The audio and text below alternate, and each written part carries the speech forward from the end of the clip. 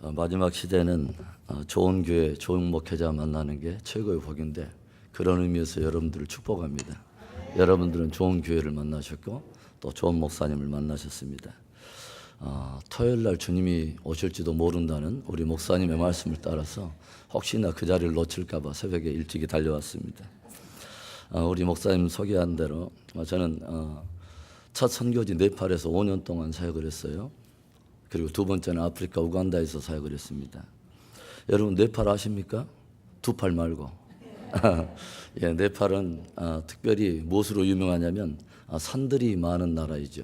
그래서 히말라야라고 하는 거대한 산맥이 중국과 그리고 동남 서쪽에 인도와 함께 접경한 그 샌드위치처럼 끼인 나라인데 참으로 산이 많은 나라. 세계 8,000m 넘는 14개 산들 중에 10개가 네팔에 있어요. 그리고 7,000m 넘는 것은 250개, 그리고 6,000m 넘는 것은 동네 길로 치는 나라가 네팔인데 특별히 또 네팔은 힌두교 국가잖아요. 그 나라에서 섬기는 신이 3억 3천인데 자기들도 헤아릴 수 없는 무수한 많은 신들을 우상으로 섬기고 있는 나라. 그 중에 최고의 이 사람들이 죽었다가 이 사람들은 환생을 믿고 내세를 믿잖아요. 그래서 자기들이 죽었다가 다시 다음 생에 뭘로 태어나기를 원하냐면 소로 태어나기를 원해요. 그래서 그 나라 사람들이 교통사고를 내가지고 사람을 쳐 죽이면 18년형인데 소를 죽이면 사형입니다. 그래서 참으로 소중한 나라, 참으로 소신 있는 나라가 네팔이에요. 저는 이 네팔에서 선교 사역을 감당하면서 가장 또 뛰어넘어야 될 하나의 장애가 산이더라고요. 산이 그냥 산 위에서 부는 바람, 시원한 바람, 그런 정서적으로 다가오는 그런 개념이 아니라 실제적으로 저는 네팔에서 선교를 감당하면서 대부분 개척된 교회들이 산악지형에 있었기 때문에 군대에서도 제가 한국에서 100km 행군을 해본 적이 없는데 공평하신 하나님께서 또 네팔에 끌어다가 특별히 산악지형으로 계속 이렇게 훈련을 시키는데 하루에 13시간씩 일주일을 제가 걸어봤어요. 산길로 해서. 수많은 그 산들을 걸어 다니면서 산 속에 있는 그 전도자들과 성도들의 그 소중함들을 참으로 많이 느꼈고 저도 선교사로 파송을 받았는데 정말 자기 민족과 동족을 사랑하는 소중한 현지 선교사들을 전도자들을 통해서 아름다운 선교사의 그림을 많이 배웠습니다. 그래서 어떻게 보면은 제가 개인적으로는 시편 121편 내가 산을 향하여 눈을 들리라 나의 도움이 어디서 올꼬 이 말씀을 한국에서 굉장히 제가 많이 좋아하고 묵상했는데 내가 산을 향하여 눈을 들기가 싫은 나라가 네팔이에요. 너무 산들이 많아가지고 그래서 어느 날 갑자기 이 산을 이렇게 오르다가 너무 이제 지긋지긋해가지고 산만 보면 너무너무 이골이 나가지고 하나님 앞에 실제로 주저앉아가지고 푸념처럼 그렇게 기도한 적이 있어요. 하나님 저 산 좀 치워주시옵소서. 성경에 나오잖아요. 네가 겨자씨만한 어떤 믿음이 있다면 저 산을 들어서 바다에 던지라 할 때도 그것이 이루어질 거라고 말했는데 간절히 이제 제가 너무도 이제 이 산 때문에 너무 많은 그 아픔이 있어서 저 산을 좀 치워주시옵소서. 그리고 나서 기도가 끝나고 눈을 들었습니다. 산이 옮겨졌을까요? 안 옮겨졌을까요? 여기에서 이제 우리 갈릴리 선교교회 성도들의 믿음이 이제 드러나는데 옮겨졌을 것 같아요? 안 옮겨졌을 것 같아요? 할렐루야. 여러분의 믿음은 그 믿음이 되는데 중요한 것은 저 믿음이 거기 안 되더라고요. 그래서 산이 그대로 놓여 있어요. 그런데 하나님께서 그 산들 앞에 제가 주저앉아 있는 저를 이렇게 하나님께서 보게 하시더니 제가 대학원 때 문득 읽었던 책 한 권의 어떤 이야기가 이 주마 간능처럼 이렇게 쭉 지나가요. 그게 어떤 이야기냐면 제가 그때 한참 대학원 때 와치만이라고 하는 사람의 책을 한참 그 심취 있었는데 그 사람의 이야기 중에 어떤 이야기가 나오냐면 이 사람이 기도 가운데 하나의 환상을 보게 됩니다. 그게 뭐냐면 좁은 협곡을 카누 같은 혼자 탈 수 있는 배를 타고 앞으로 쭉 전진해 가고 있는데 앞에 큰 바위가 막고 있는 거예요. 그래서 전진을 할 수가 없어요. 그래서 기도 속에서도 이 환상을 보면서 하나님 앞에 간구할 때에 하나님 저 바위를 좀 치워주세요. 제가 영적으로 전진을 할 수가 없습니다. 이때 하나님께서 이런 음성을 들려주세요. 사랑하는 아들아, 내가 두 가지 옵션을 주마. 네가 하나를 택하라. 하나는 너의 말처럼 내가 저 바위를 통째로 옮겨주는 것이다. 그리고 두 번째는 물이 불어서 네가 바위의 존재를 알지 못하도록 그 위를 유유히 넘어가게 하는 것이다. 이때 왔지만 네가 갑자기 환상 중에 기도를 바꿉니다. 주님 그렇군요. 주님 그렇군요. 내 믿음의 수위를 높여서 바위가 바위로 여겨지지 않도록, 산이 산으로 여겨지지 않도록, 장애가 장애가 아닌 내 믿음을 성숙케 하는 축복의 선물인 것을 알도록 내 믿음의 수위를 높여서 그 위를 유유히 넘어가게 하시옵소서. 이 기도를 바꿔요. 갑자기 그 이야기가 갑자기 생각나면서 제 마음속에 보이는 산들이 다 은혜로 갑자기 다가오기 시작하더라고요. 하나님께서는 때때로 우리의 내면에 보이지 않는 어떤 산들을 넘어가기 위해서 보이는 산들을 우리에게 주신다고 하는 것이죠. 때때로 나는 믿음이 그만큼 성숙했다고 생각했던, 이만큼 됐다고, 이만큼 헌신했다고, 내 본토 친척 아비집을 떠났다고 생각했던 아브라함에게 자기도 생각하지 못했던 저 깊은 밑바닥에 숨기고 있었던 나만의 어떤 포기할 수 없었던 그것을 주님이 드러내지 않습니까? 100세에 얻은 아들 이삭을 모리아산에서 번제로 드리라. 이때 이 아브라함이 100세에 낳은 아들 독자 이삭을 데리고 모리아산으로 올라서 직접 각을 떠가지고 막 이제 번제단에 자기 아들을 올려놓고 막 칼을 올려드릴 때 주님께서 아브라함을 막으시고 하시는 말씀이 있어요. 아브라함아, 그 아이에게 손을 대지 말라요. 이제야 네가 나를 경외하는 줄을 내가 알았노라. 저는 여러분의 인생의 삶 속에, 우리 갈릴리 온 성도들의 삶 속에 모리아산을 한번 넘어보는 귀한 축복이 있기를 바랍니다. 그래서 산들을 통해서, 정말 높은 산은요 8,848m 에베레스트 산이 아니더라고요.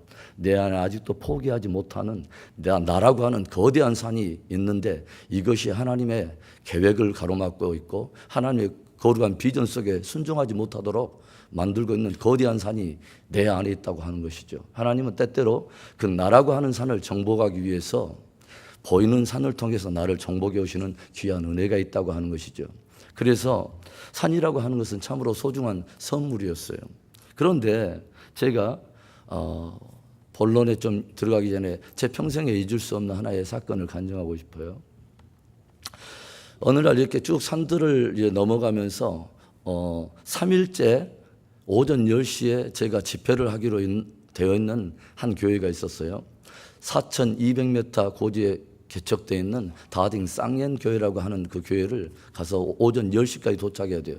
그래서 약 3일 전에 제가 카트만두를 출발했는데 계속 하루에 13시간씩을 걸어 들어가고 3일째 거기에 도착하게 돼 있어요. 그런데 아침부터 너무 많은 비가 내리고, 거기에서는 이상하게 한국에서는 거머리가 논에서 나오는데 거기는 산에서 떨어져요, 나무에서. 그래서 하루 종일 비를 맞고 여기저기 많이 그 몸이 좀 상하면서 제가 그 교회를 몇 시에 도착했냐면 저녁 9시에 도착하게 된 거예요. 그래서 전도자들과 함께 그 교회를 도착했는데 이제는 모두 돌아갔겠지 생각하고 도착해서 보는데 흙으로 지어진, 풀집으로 지어진 이 교회에 어슴푸레하게 그 불빛이 새어나오는 거예요. 그래서 그 문을 삐꼼하고 열고 들어갔더니 작은 아이부터 시작해서 나이 드신 할머니, 할아버지까지 한 700명의 성도들이 거기 앉아 있는 거예요. 그래서 머리가 갑자기 복잡하기 시작했어요. 그런데 그 거룩한 일을 하는 선교사의 마음속에는 하루 종일 너무너무 피곤해가지고 오늘은 30분만 하다가 가야겠다 하는 그런 거룩한 마음이 들더라는 거죠. 그래서 우리 이제 그 성도들과 함께 박수 치면서 우리 함께 찬양을 먼저 하자 해서 전도자에게 먼저 찬양을 시작하게 했는데, 거기에는 보통 사람들이 예배 드릴 때 보통 3시간, 4시간씩을 산길로 걸어와요. 그리고 예배를 한번 드렸다면 한 4시간씩을 드립니다. 그런데 함께 찬양을 하면서 막 일어나서 시작하는데, 우리는 보통 이제 기타도 있고 타악기도 있고 그런데 이 사람들은 악기가 없기 때문에 손바닥으로 박수로만 이 박자를 맞춰야 되니까 박수 맞추는데 10분 걸려요. 한 700명이. 그러니까 이 박수 딱 통일이 되면서 사람들이 찬양을 하기 시작하는데, 모두 일어나서 함께 찬양할 때 제가 힐끗 보니까 그 많은 700명의 사람들 중에 성경은 딱 2권 정도를 가지고 있어요. 머릿속에 뭔 생각이 드냐면, 아하, 그래, 문맹률이 90% 이상이기 때문에 책을 줘도 읽는 사람이 없었을 것이다. 그리고 또 하나는 그 읍내에서 3일길 걸어다는 그 논밭이 있는 꼭 신석기 시대처럼 물물 교환하면서 살아가는 그 마을에서 캐시를 구하기가 쉽지 않았을 것이다 하면서 많은 생각이 들었어요. 그런데 갑자기 또 뭔 생각이 드냐면, 그렇다면 이 전도자가 매일 우리 카트만두에 와가지고 월에 한 번씩 와가지고 우리 성도들이 잘 양육받고 있습니다라고 보고했던 그 보고가 의심스러운 거예요. 어떻게 하나님의 말씀을 잘 양육했다는 말인가? 많은 어떤 그 갑자기 이 전도자를 조금 약간 의구심 있게 제가 바라보게 되고 생각하고 있을 때 갑자기 하나님께서 하나의 사건을 일으키신 거죠. 마치 나의 생각을 잊고 뭐 때문에 고민하고 있는가를 주님이 아시는 것처럼 하나의 사건을 일으키셔요. 크게 찬양하면서 기도하기 시작하는데요. 갑자기 전도자의 아내를 성령이 사로잡으셔서 하나님의 말씀을, 성경을 그대로 막 선포를 하시는 거예요. 그 가운데 말씀이 이사야서의 말씀인데, 오늘 이 밤에 내가 너희 가운데 내 영을 부어주기를 원하고 내 영광을 보이기를 원하는데 나와 너희 사이에 죄악에 가로막힌 그 담이 있어서 나의 영광을 보이지 못하는, 회개를 촉구하는 말씀을 계속 들려주시는 거예요. 그리고 성령이 사로잡으니까 어떤 일들이 일어나면 작은 아이부터 시작해서 한 70먹은 80먹은이 노인까지 떼굴떼굴 구르면서 회개가 일어나기 시작하고 한 두세 시간을 떼굴떼굴 구르면서 회개했어요. 저는 그날 저녁에 설교 한 번도 못 해보고 저도 함께 떼굴떼굴 구르면서 저도 회개하고 한 3시간 동안 회개하고 일어났는데, 갑자기 우리 안에 어떤 그 기쁨이 있냐면, 갑자기 죄 사함의 어떤 그 기쁨과 성령이 주신 자유함. 그러면서 한 2시간을 또 춤을 췄어요. 빨리 하고 가서 자야 되는데. 그 새벽 한 3시경에 우리 안에 너무 기쁜 그 충만함이 있어요. 성령 안에서 누리는 의와 평강과 희락이 어떤 것인가를 알았어요. 그리고 함께 서로 허그하면서 서로 성도의 교제와 눈물의 교제를 나눌 때 전도자가 저에게 그래요. 선교사님 먼저 가서 쉬십시오. 저희들끼리 한 2시간만 더 하다 갈랍니다. 그래서 그런가? 그러면서 그날 저녁에 전도자가 그 시골 마을에 어떤 집이 있겠어요. 이렇게 그 흙벽에 이 바닥에 그 거적대기 하나 딱 내어주는 정도의 수준인데, 바로 티베트 국경, 히말라야 그 티베트 국경이 보이는 바로 그 허스레만 그 헛강 같은 데서 그날 저녁에 많이 울었습니다.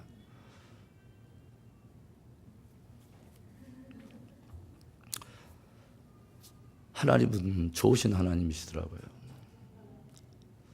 하나님은 누구든지 주님을 사랑하고 주님을 알기를 원하면 주님은 그 사람의 수준과 상관없이 주님의 뜻대로 역사해 주시고 주님을 알 수 있도록 당신을 드러내 주시는 좋으신 하나님이세요.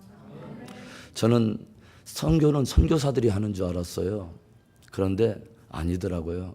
선교는 하나님이 하시더라고요. 하나님은 얼마든지 당신의 일을 당신 스스로 하실 수 있는 능력이 있으세요. 그런데 우리들 동역자로 삼으셔서 주의 몸된 교회를 함께 세워가기를 원하시고 당신의 나라를 함께 세워가기를 원하시는 좋으신 하나님. 왜 우리를 부르시냐면 주님의 나라에 설 때에 빈손 들고 서지 않도록 우리에게 영원한 기업을 준비케 하시는 좋으신 하나님. 선교는 주님이 하시더라고. 주의 몸된 교회의 주일은요, 주님이 하세요. 주의 몸된 교회의 머리는 주님이세요. 그래서 우리가 하나의 어떤 시각과 관점을 바꿔야 될 것은, 그렇구나, 주님이 오늘 나를 이곳에 부르신 것은 내가 대단해서가 아니라 주님이 나를 통해서 당신의 일을 하게 하시고 하나님의 나라에 섰을 때 행여라도 우리에게 빈손 들지 않도록 우리의 기업을 준비하게 하시도록 우리를 세워주시는구나. 여러분, 주님께서 부르실 바로 그 자리가 보배로운 자리고, 그 자리가 감사 충성으로 우리가 하나님 앞에 우리의 사랑을 고백해야 될 자리인 줄로 믿습니다.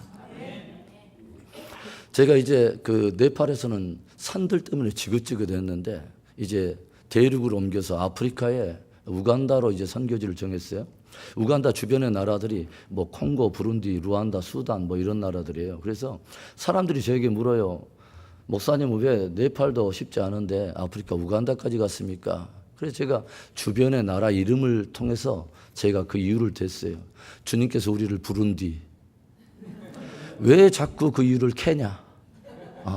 주께서 우리를 부르면 수단 방법 안 가리고 간다. 할렐루야. 그런데 아프리카 이제 우간다에 딱 도착했더니 네팔에서는 산이라고 하는 거대한 장애가 내 눈에 들어왔는데 아프리카 땅에 딱 도착했을 때 내 눈에 주님께서 보게 하신 사람들이 오늘 창세기 14장 13절의 첫 단어 도망한 자였습니다.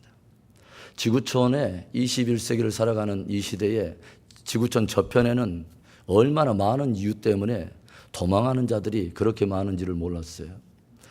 우간다에 도착했는데 2004년에 주변의 콩고, 수단, 부룬디, 루안다에 여러 가지 이유 때문에, 내전 때문에, 질병 때문에, 많은 어떤 이유 때문에 우간다 안에 유엔 난민 캠프에 도망와서 캠프 안에 주둔하고 있는 난민들이 100만 명 이상이었습니다. 그래서 우간다 북부에는 지금도 북부 수단, 남부 수단 계속 내전을 하고 있지 않습니까? 콩고 서쪽에 있는 나라 계속 무정부 상태, 루안다 예전에 여러분이 들으셨는지 모르지만 후투족과 투치족, 자체 동족 두 종족이 서로 동족 간의 살상이 일어나서 약 100만 명이 살해되었던 나라. 내가 살던 그 우간다에는 이디아민이라고 하는 독재자에 의해서 자국민 100만 명이 또 살해돼서 주변에 크고 작은 이유 때문에 우간다 안에는 도망한 자들이 그렇게 많았어요.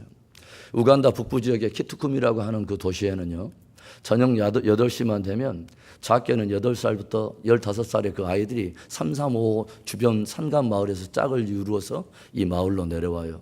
그리고 저녁에 이 땅에서 오르는 냉기류와 산에서 오르는 그 차가운 바람을 이 아이들이 적어도 8,000명에서 많게는 15,000명의 아이들이 함께 그 도시의 흙벽에 그 바닥에 함께 누워서 서로 체온과 체온을 맞대면서 그날 밤을 지내요. 왜냐하면 산간 지역에 그 반군들이 출몰해서 이 아이들을 납치해 가는 거죠. 그래서 여자아이들은 성적 놀이개로 사용하고 남자아이들은 마약을 가르쳐서 마약 그 먹은 상태에서 살인을 가르칩니다. 그 군인으로 쓰는 것이죠. 그래서 이 난민들을 피해 가지고 이 키투쿰이라고 하는 이 도시에 내려오는 것입니다. 그래서 도망한 자들이 그렇게 많더라는 거예요. 그런데 오늘 이 말씀을 이제 조용히 제가 선교지에서 묵상하면서 그 우간다의 어떤 상황들을 이렇게 많이 생각해보고 이 말씀 속에 우리가 오늘 은혜 받기를 원하는데, 도망한 자들이 있었는데 오늘 보니까 도망한 자가 누구를 찾아오냐면 히브리 사람 아브라함을 찾아왔다고 성경에 기록되어 있어요. 히브리라고 하는 뜻은 원래 원어적 개념에서 에벨이라고 하는 단어에서 나왔는데 건너온 자라고 하는 뜻입니다.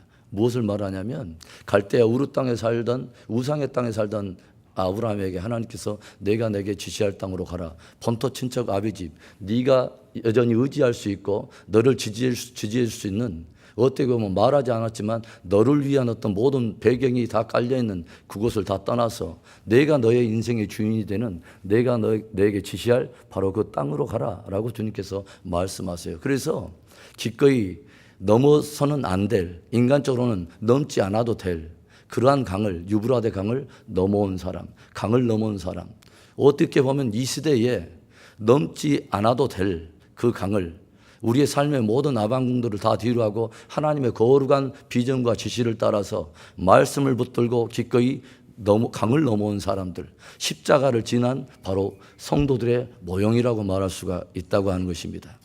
그래서 이 땅의 모든 것들을 다 뒤로 하고 우리의 영적인 어떤 본향을 향해서 십자가를 지나서 이제는 우리가 강을 건너온 바로 이 시대의 크리스찬들의 한 모형이라고 말할 수 있는 거죠. 그 사람들에게 도망한 자의 음성이 들었다는 거죠. 이상하죠?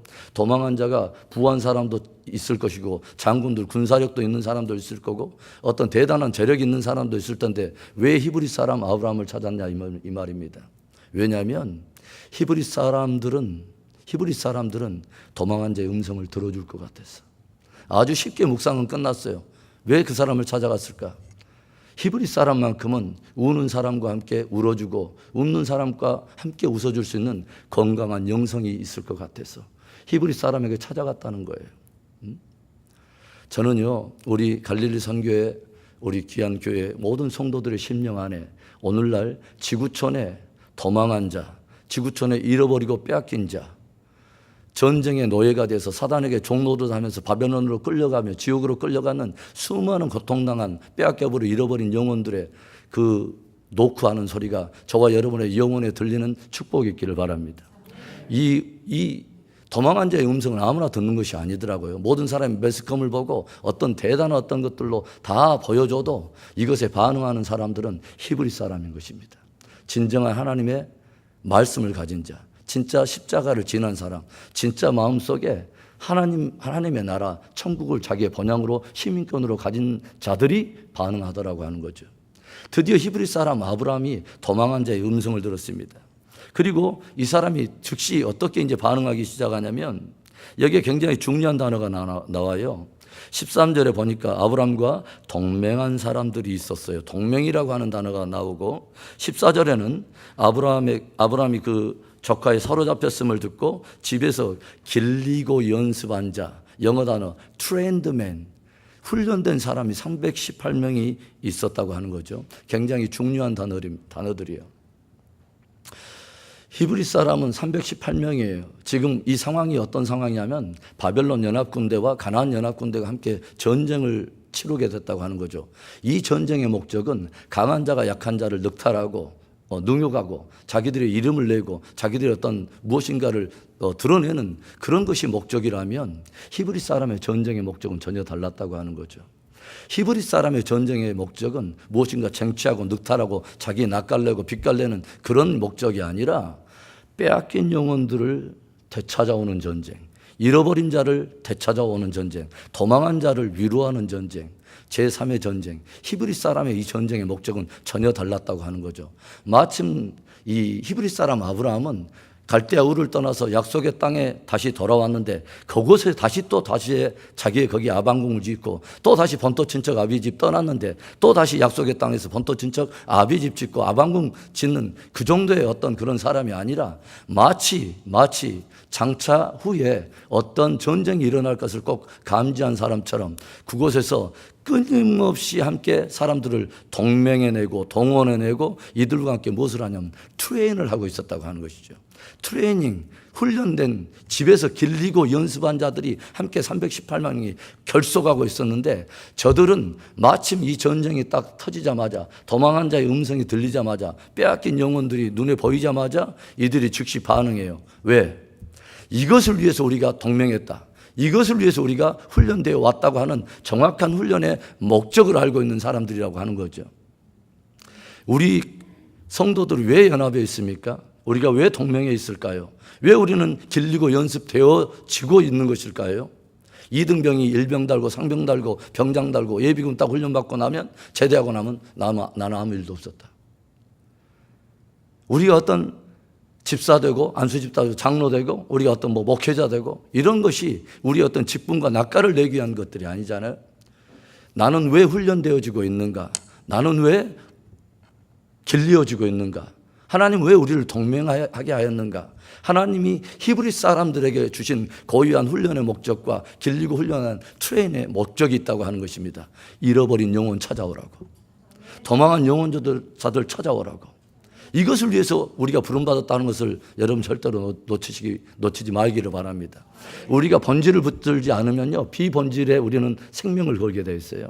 하나님이 주신 진짜 본질에 우리는 충성하지 않고 전혀 엉뚱한 것에 우리가 최선을 다하면서, 여러분 악하고 게으른 종은요 다른 게 아니에요. 10달란트 받은 사람이 5달란트 받은 사람처럼 일하는 것도 게으른 거지만 주인이 정말 원하는 그 일을 하지 않고 다른 일에 열심을 내는 것도 역시 게으른 것입니다.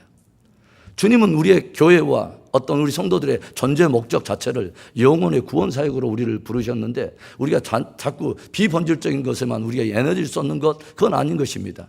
우리 성도들이 비즈니스를 하고 다른 일을 하고 자녀를 키우고 모든 목적은 전도와 선교와 연결이 되어 있어야 하는 것입니다. 우리가 왜 우리의 자녀들을 키웁니까? 저들을 통해서 다음 세대를 찾아오는 귀한 일꾼으로 우리가 양육해 가는 거죠. 1세대 사명 말입니다. 한나라고 하는 한 여인이 자기가 그냥 아들 없어가지고 하나님께 가가지고 마음을 통하다가 어디 수준으로 들어갑니까? 하나님, 이 아들을 그냥 나가지고 내가 즐기는 아들 수준이 아니라 하나님의 거룩한 일을 위해서 사사시대의 모든 영적 어둠을 다 회복시키고 영적 물줄기를 주님께 돌려놓을 만한 그러한 사람, 하나님의 정말 부흥을 가져올 그러한 사람의 수준으로 하나님 쓰기를 원하는 그런 아들, 하나님 당신의 일을 위해서 나시린으로 드리고 주님 앞에 제사장으로 드리겠습니다. 주님 성소의 사람으로 내가 키워내겠습니다.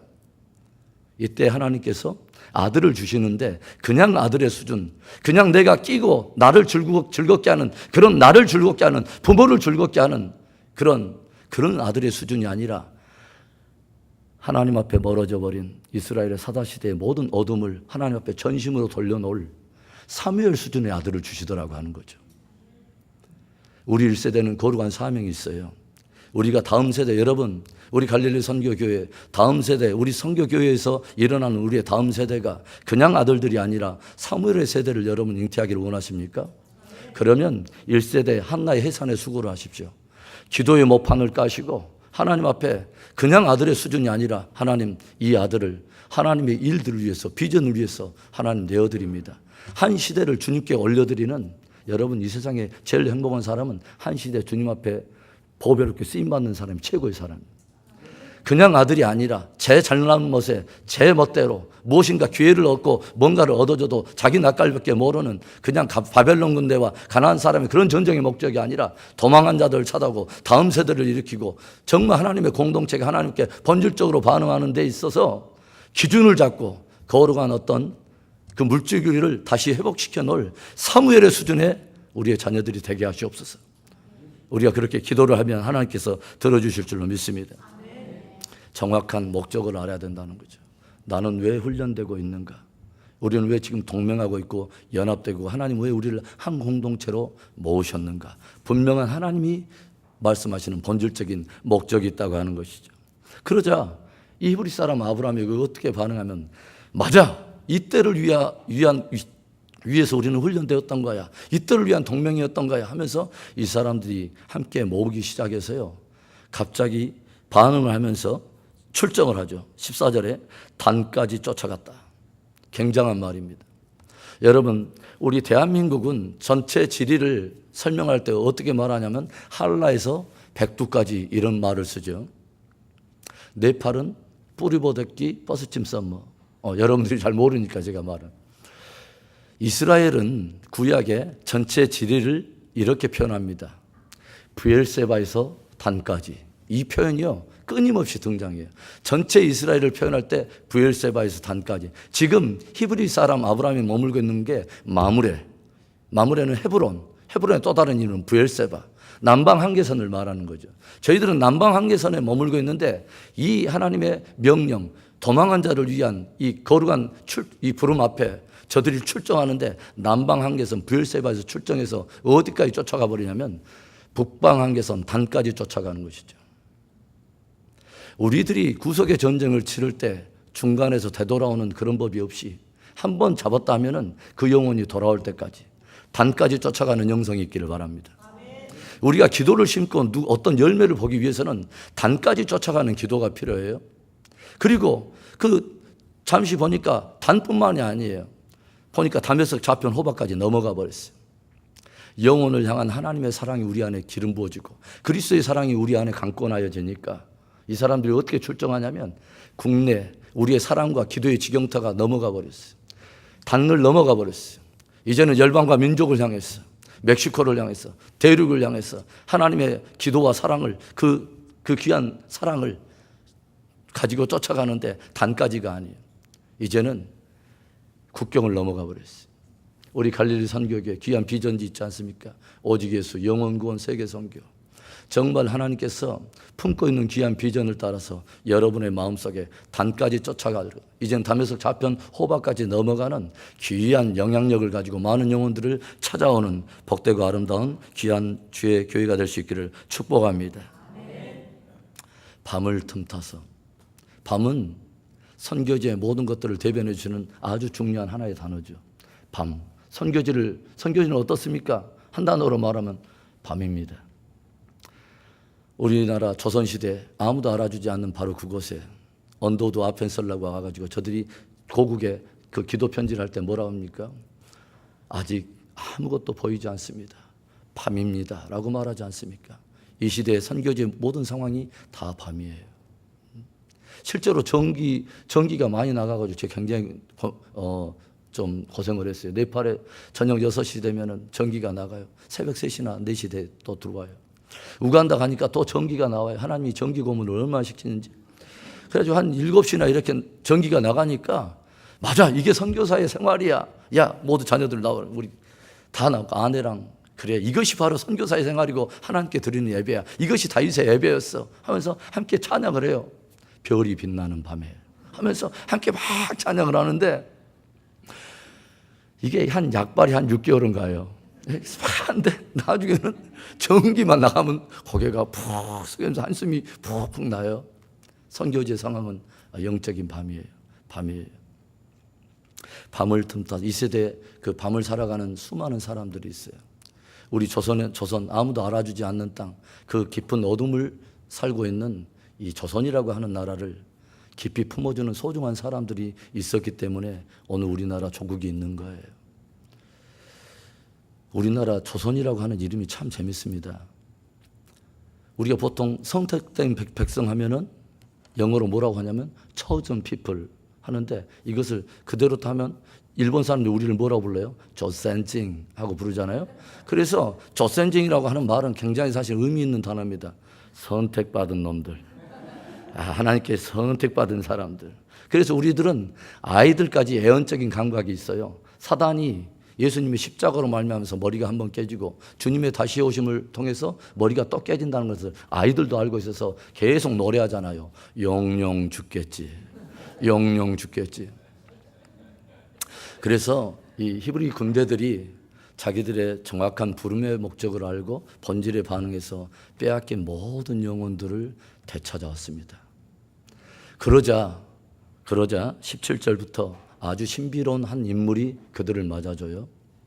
바로 멜기세덱이라고 하는 아주 신비한 인물이 성경에 등장을 합니다. 이 사람에 대해서 우리가 깊이 알 수는 없지만 히브리서 5장에서부터 7장까지의 쭉 내용 중에 읽어보면 이 사람은 의의 왕이요, 평강의 왕이요, 살렘 왕이요, 시작도 없고 끝도 없고 부모도 없고 족보도 없고 시작도 끝이 없는 하나님의 아들을 방불하는 사람. 우리가 기본적으로 성경을 잘 알지 못해도 이 정도 우리가 설명만 들어도 한 가지 결론은 나잖아요. 보통 사람은 아니다. 보통 사람은 아니다. 많은 신학자들이 동의하기는 구약에 나타난 예수 그리스도의 현현으로 인정을 해요. 예수님께서는 장차 2000년 후에 십자가에서 당신이 치러내실 지구촌에 빼앗기고 도망한 자, 잃어버린 자, 사단에게 죄의 종노를 하면서 지옥으로 끌려가는 인류를 위해서 구속의 전쟁을 치러내기 위해서 십자가에 당신이 치러야 될 전쟁, 그 구속의 전쟁에 반응하고 있는 히브리 사람들을 축복하시더라고 하는 거죠. 그 거룩한 전쟁에 참여하는 하나님의 사람들을 축복하시더라고 하는 거죠. 그들이 다 찾아올 때 멜기세덱이 나가서 저들을 축복하는데 지극히 높으신 하나님, 엘리온의 하나님의 이름으로 저들을 간절히 축복을 해주잖아요. 2차 세계대전이 다 끝날 무렵에 이제 각국 연합군들에 소속된 모든 각 나라의 군대들이 자국으로 돌아가고 영국에서도 파견된 영국 군인들이 다 돌아왔을 때 스타디움에서 파견된 모든 부대들이 함께 행진하면서 들어올 때 여왕을 빅토리아 여왕을 통해서 모든 국민들이 함께 맞아주는 의식을 행하는데 각 부대 이름이 소개될 때마다 함께 막 박수를 치면서 환호를 해줘요. 그런데 제일 마지막에 한 부대가 들어옵니다. 그 부대가 저쪽 입구 쪽에 딱 들어올 때 눈에 띌 때 이 빅토리아 여왕의 눈에 눈물이 그럭 맺히더니 이 여왕이 벌떡 그 자리에서 일어나요. 그리고 함께 거기에 있는 모든 사람들이라고 TV를 통해서 그 모습을 바라봤던 모든 국민들도 함께 일어납니다. 그 사람들이 매우 복장이 불량한 사람들이었어요. 한쪽 팔이 없는 사람, 그리고 들것에 실려 들어오는 사람, 다리 하나를 쩔뚝거리면서 이렇게 오는 사람, 상위 군인들이 들어오기 시작한 거죠. 이 사람들이 볼 때 여왕이 앉아서 맞이할 수가 없는 거예요. 일어나가지고 그들을 뜨겁게 맞아줘요. 사도행전 7장에 스데반이라고 한 증인이 예수님의 이름 때문에 돌에 맞아 죽어갈 때 하나님께서 그의 눈을 열어서 보게 한 것이 있어요. 보좌 우편에 계신 예수님이 서신 것을 보신 거죠. 앉아서 계신 것이 아니라 서서 당신의 이름을 위해서 생명을 바치고 죽음을 불사고 증인의 사명을 다한 당신의 종, 신실한 종 스데반을 받아주기 위해서 주님이 일어서신 것입니다. 저는 우리 갈릴리, 우리 귀한 선교교회, 우리 귀한 목사님과 우리 귀한 성도들이 사람 앞에 큰 자가 아니라 주님 앞에 큰 사람 되기를 바랍니다. 사람은 몰라줘도 우리의 인생에 기꺼이 대가를 지불하면서 우리의 인생에 골이 나고 육체가 상하고 찢기고 상이 군인처럼 내 몸에 예수 그리스도의 흔적을 가져노라 했던 사도 바울처럼 거룩한 흔적이 있는 사람들, 그 영혼들이 주님 앞에 섰을 때에 주님이 인정해주는, 주님이 정말 받아주는 복되고 아름다운 승리의 귀한 히브리 사람들이 되는 귀한 은혜가 있기를 간절히 축복합니다. 기도하겠습니다.